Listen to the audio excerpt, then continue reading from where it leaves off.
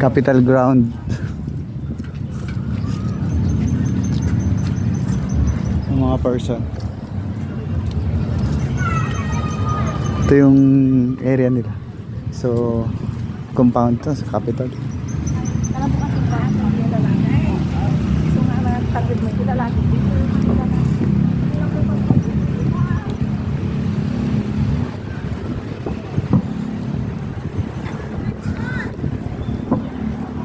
Mga koys, dito lang sa tapat ng LTO nila matatagpuan itong Amungan Park.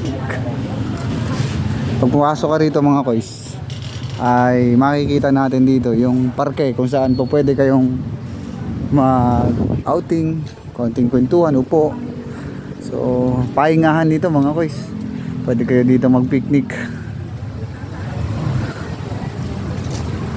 Dito lang to sa bayan ng Bayumbong mga koys. Hello. This is the whole house. Amazing ah. Ikaw eh.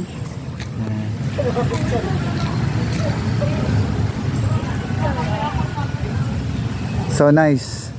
Parang pag nandito ka, preskong mga koys kasi ang daming puno. Area rito.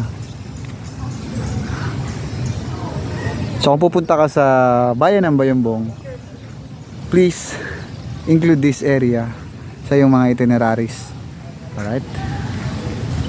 Amungan Park dito sa bayan ng Bayumbong.